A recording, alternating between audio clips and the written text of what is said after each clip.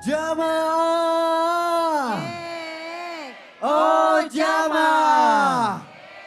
Alhamdulillah. Alhamdulillahirrahmanirrahim. Masih di Islam itu indah. Dan buat jamaah yang baru bergabung, hari ini kita sedang membahas tema yang sangat menarik sekali, yaitu tak ada taubat yang terlambat. Dan bintang tamu kita ada Vanessa Angel. Tepuk tangan dong. Masya Allah. Jamaah yang ada di studio mau lanjut lagi tausiahnya? Mau dong. Kurang semangat mau lanjut lagi?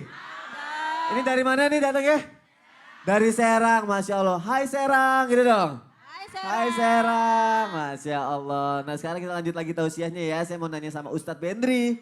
Ustadz mohon izin Ustadz. Tadi pertanyaan saya Ustadz mohon izin boleh di sini Ustadz. Pertanyaan saya dalam taubat tuh ada batasan waktunya gak sih? Iya. Nah kalau emang ada seperti apa batasan waktu dalam bertobat? Masya Allah. Ini Mohon motivasi penjelasannya, kita Ustaz. ya supaya segera bertobat. Baik. Silakan Ustadz. Bismillahirrahmanirrahim. Sebagian kita menanyakan bagaimana apakah tobat memiliki batasan waktu. Yang jelas selagi umur nyawa masih ada dalam tubuh, masih ada dalam kerongkongan, segera bertobat. Gak ada batasan usia, anak udah umur 40 tahun, kadung dosa, tanggung, gak ada. Tidak ada kata terlambat dalam taubat. Terlambat itu hanya untuk datang bulan dan gajian, kan gitu. Jadi kalau gajian terlambat gak apa-apa. Tapi taubat itu yang jelas masih bisa. Tapi yang jelas ada orang-orang yang karena dengar kalimat ini, dia langsung berpikir, nanti aja, ntar aja. Mumpung kan masih ada umur, tahu dari mana dia ada umur. Mudah bagi Allah untuk segera mencabut nyawanya. Justru sebagian ulama menyimpulkan, misalnya Ibnu Hajar al-Asqalani dalam kitab Fathul Bari, orang yang menunda-nunda taubat nambah dosa. Jadi dosanya double. Udahlah dia kemarin berubah dosa dengan kesalahan-kesalahannya, gampangin dosa.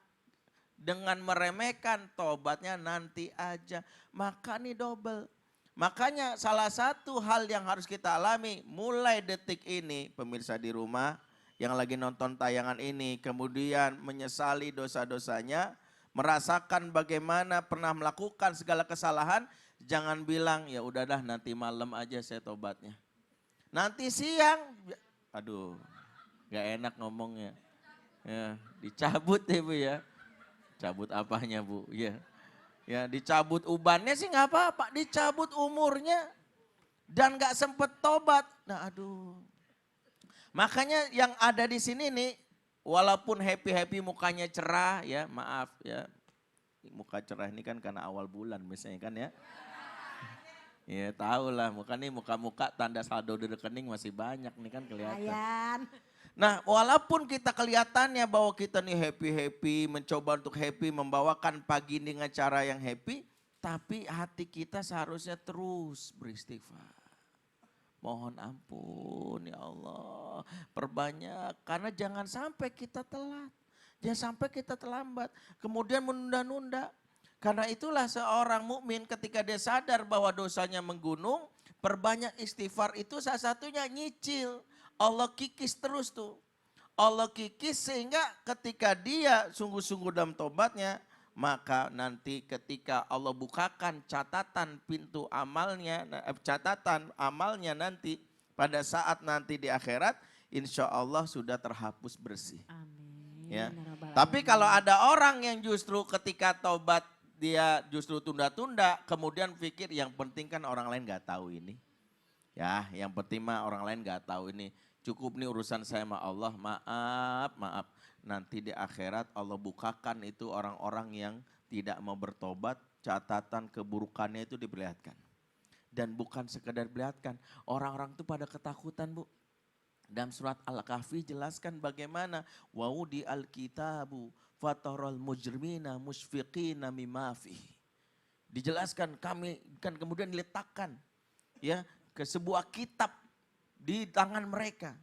Kemudian orang yang selama ini berbuat dosa, maksiat terus-terusan, menunda-nunda tobat, dia nggak mau tobat, kemudian berpikir yang penting kan orang lain nggak tahu. Apa yang terjadi? Fataral mujrimina musfiqina mimma fi. Maka dia memandang itu, orang-orang berdosa itu memandang catatan itu kaget ya. Musfiqin, takut banget, ketakutan ya Allah. Ya, kalau lihat catatan itu baru kaget ya. Kemudian apa omongan dia? Ya wailatana, mali hadzal kitab. Ya Allah, ini buku apaan? Ini buku kok lengkap banget. La yugadiruna saghiratan wala kabiratan illa ahsaha. Tidaklah amalan yang kecil maupun yang besar, semuanya tercatat dengan detail. Detail Pak, Ibu. Jadi di catatan itu detik per detik apa yang kita lakukan, itu semua tercatat. Kenapa Allah perlihatkan? Karena tidak terhapus, karena nggak sungguh-sungguh selagi dunia. Dan kalau sudah diperlihatkan di akhirat, itu akan dihisap dan akan diminta pertanggungjawaban. Apa pertanggungjawabannya? Yang jelas satu dosa akan dibalas oleh Allah dengan siksaan yang pedih. فَمَنْ يَعْمَلْ مِثْقَالَ ذَرَّةٍ خَيْرًا يَرَهُ وَمَنْ يَعْمَلْ مِثْقَالَ ذَرَّةٍ شَرًّا يَرَهُ.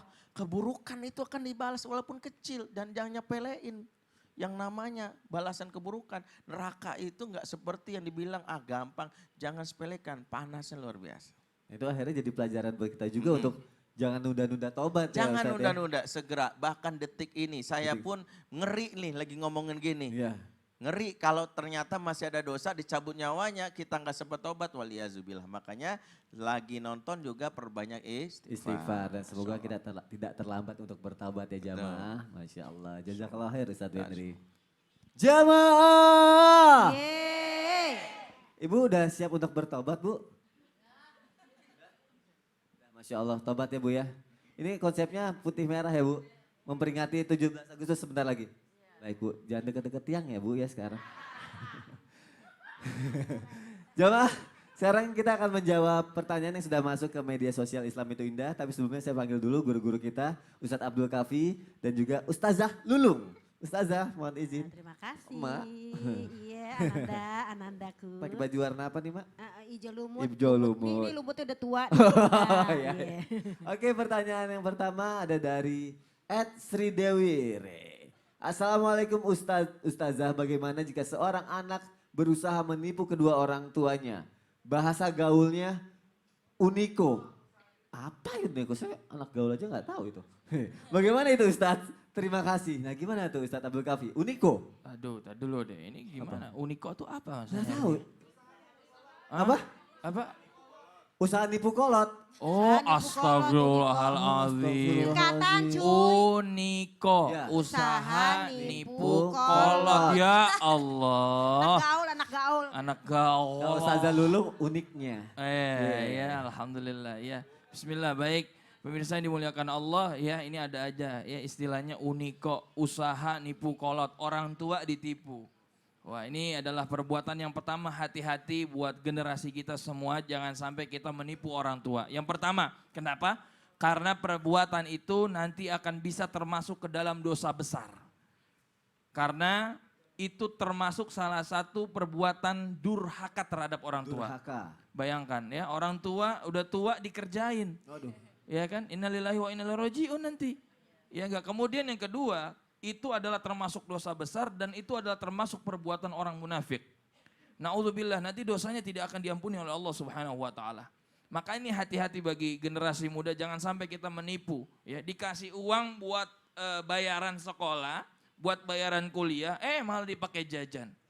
Giliran ditanya nongkrong-nongkrong, nggak jelas. Giliran ditanya udah bayaran apa belum? Nunggak 6 bulan. Nah ini yang menjadi PR. Ya, maka kita hindari perbuatan ini, semoga Allah lindungi kita semua. Amin amin ya rabbal Amin ya rabbal alamin. alamin. Amin ya Karena rabbal itu dosa besar ya. Iya. Nauzubillah. Janganlah orang tua masa ditipu-tipu Mas Iya, Sony. nauzubillah min zalik, jangan Betul. ya. Nggak boleh ya jamaah. Nah pertanyaan selanjutnya. Ini dari Elda A. Panjang kali ya. Bagaimana menghadapi orang tua yang ingin rumah tangga anaknya hancur? Apakah saya sebagai menantu harus tetap berbakti kepadanya, sedangkan suami saya sangat berpihak kepadanya? Padahal orang tua itu bukan orang tua kandungnya. Hah, bagaimana itu Ustazah Lulung? Astagfirullahaladzim. Serem amat ini pertanyaan. Iya. Makanya Mana bacanya ada ya, juga mana serem. ada sih orang tua yang ingin melihat rumah tangga anaknya hancur? Ya, ini kan mungkin baru persepsi anaknya saja. Orang tua mau menghancurkan rumah tangga anaknya. Sementara saya sebagai menantu harus berbakti enggak? Dalam surah 17 ayat 23, mau orang tua kita kandung kek, orang tua itu orang tua orang lain kek. Di dalam Al-Quran dinyatakan, wabil walidaini ihsana, berbuat baiklah sama orang tua. Tetap kita berbakti selama dia nggak nyuruh kita yang jahat-jahat. Nah itu yang pertama. Yang kedua, ketika kita menyatakan itu kan bukan orang tua kandungnya, tapi kok suami saya nurut-nurut banget. Ya iyalah orang tua kandung atau enggak orang tua kandung itu namanya ibu sambung. Ibu sambung itu artinya apa? Dalam surat An-Nisa ayat 1, orang kalau udah nikah udah jadi keluarga. Ya. Tetap dia harus taat. Tanyain, masa iya orang tua nyuruh hancur? Tinggal tanyain, mama, papa emang benar kenapa saya harus dihancurkan? Why? Tanya lagi. Musyawarah. Jadi jangan suka ngomong bahwasanya orang tua itu jelek. Jangan, karena apa? Orang tua kita, kalau memang kita merasa dia bersalah, kita kasih tahu. Jangan nasihat tapi mengingatkan. Yang kedua, doakan orang tua kita. Kayaknya nggak ada orang tua kayak begitu. Gak ada ya. Nggak ada tuh cuman yang di sinetron Kak Sony aja tuh. Astagfirullahaladzim. Terima kasih Ustazah Nurung. Terima kasih juga untuk jamaah yang sudah mengirimkan pertanyaan ke media sosial Islam itu Indah. Nanti akan kita bacain lagi ya Ustadz Abdul Kafi ya. Insyaallah. Nah sebelum kita bacain lagi, saya mau nanya lagi sama Ustadz Abdul Kafi. Iya, gimana? Ustadz, ada nggak taubat yang tidak dimaafkan? Ada, ya. Yang pertama itu. Tapi nanti setelah yang satu ini jamaah tetap di Islam itu Indah ya. Jamaah, oh jamaah. Alhamdulillah. Allah membentangkan tangannya, menerima taubat hambanya, diberi waktu siang dan malam untuk menghapus dosa-dosanya.